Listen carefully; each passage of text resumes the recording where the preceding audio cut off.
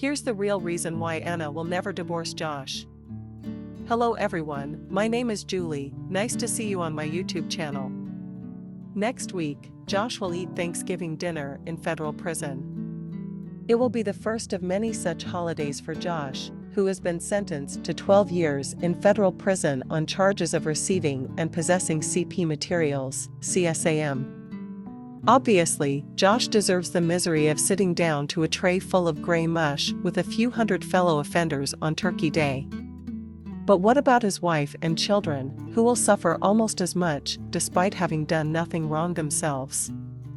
Okay, one could argue that Anna continues to enable Josh by denying his guilt, but the kids are innocent.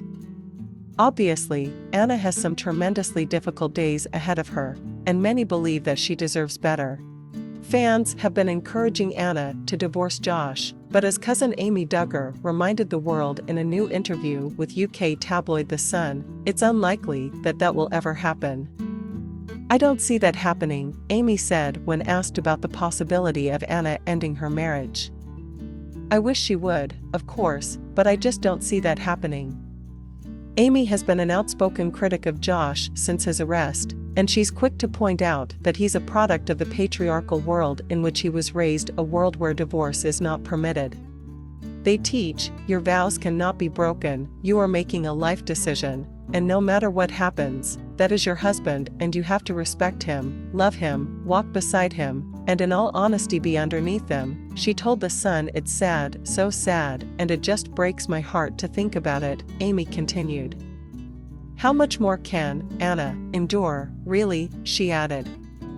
"I don't understand how someone can literally go through so much trauma and be like, endless quo, I think I'm gonna stay for some more." From there, Amy reiterated that she's tried to convince Anna to leave Josh, but to no avail. I've tried to text her.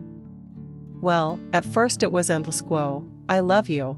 I'm here for you. Please let me know how I can help you through this, and I got no response, she said. Then my second one was an endless quo, I'm speaking out of love to you. I'm trying to get through to you. Your universe is a safe place.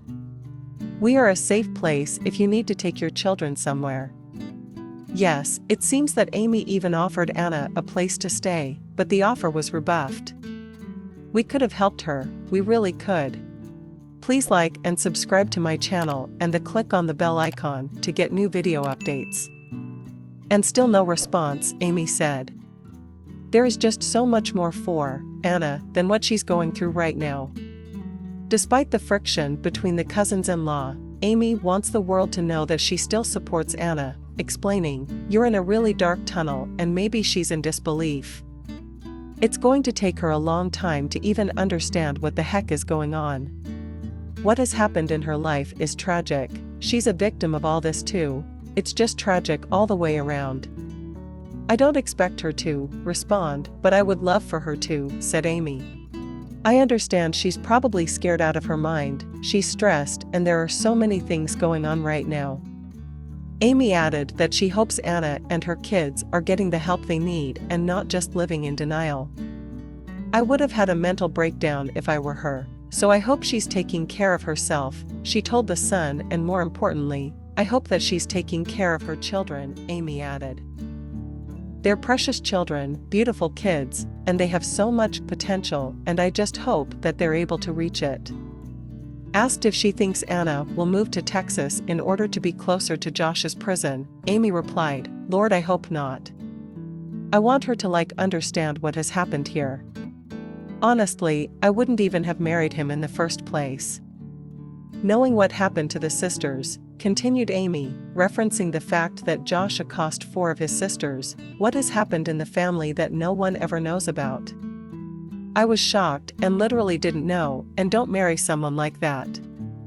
At that point in the interview, Amy's husband, Dylan King, chimed in, "The first red flag for her should have been when he cheated on her. She should have pulled the plug then," he said.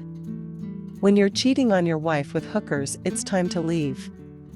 Dylan concluded with a point that Amy has made many times, noting that Amy is a victim not only of Josh, but of the evangelical community in which she was raised.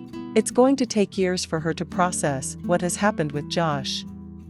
She's also heavily influenced by being married into the family early and the standards they set early on.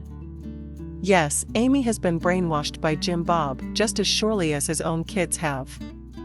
It's nice to imagine that she'll come to her senses someday, but that seems increasingly unlikely.